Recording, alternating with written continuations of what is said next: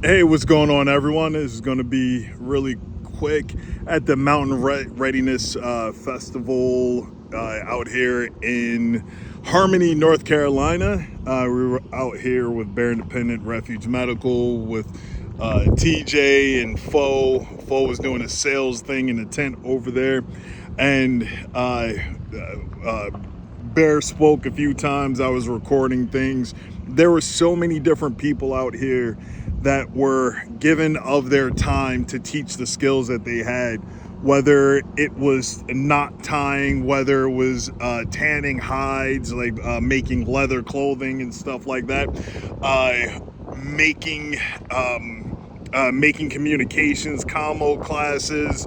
It was just so much going on that was here. I would have loved to have had the time to take some of the classes. A lot of them were happening over Shabbat, and we we did make our way here on Shabbat, and that was for some of the people that were here that were having a hurting spirit. They were trying to figure out, well, how do we do this thing? How do we honor the Father with the Sabbath? How do we do a Shabbat? How do we do a feast days? How do we let people know at work? How do we tend to our animals? How do we tend to our property? How do we make that shift? Is that going to be such a drain on us?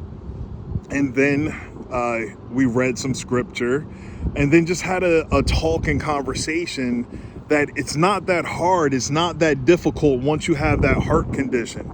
When you have that heart condition and you say, I'm not going to be lukewarm, I'm actually going to do this, I'm going to respect the Father's word, I'm going to I'm going to honor the Sabbath. I'm going to shut down my life on Friday evening once the sun goes down, and then watch the blessings roll in.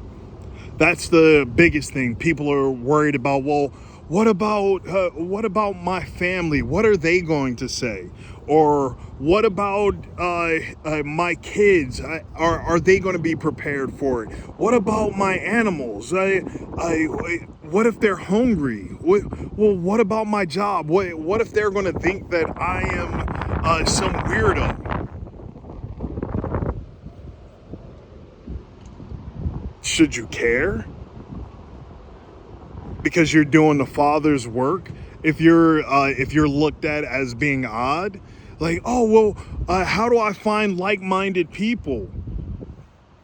Well, did you try? Did you talk to anyone about do they follow Torah? Have you put yourself out there to try and figure out if there are others close to you? And then that was yesterday. We come back today. They went on 119's Fellowship Finder. It's like, what? One of the guys that I work with is on 119 Ministries. I couldn't believe it. This is a guy I see every day, and he follows Torah, and I didn't know that. Like, but that was because you didn't go and proclaim your faith and notice that there are others around you that are doing the exact same thing. Like, be bold. Be bold in whatever it is that you do. Because if you're not, people are just gonna walk past you. They're not gonna respect you or feel as though that you are anything worth being around because you're not grounded.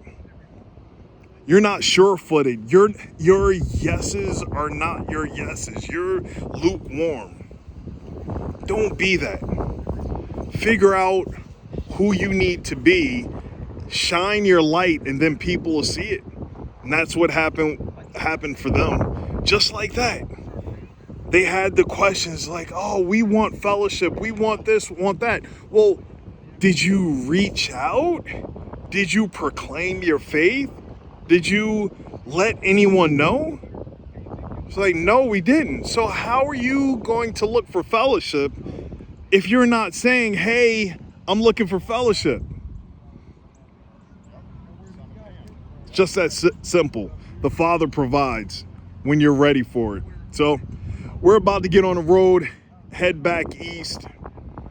Oh, I'm sorry. We are in the east. We're about to head back west. And I'll chat with y'all once I get home after I give my chunk a hug, give football a hug, and give my wife some kisses. So y'all have a blessed first day. Shalom.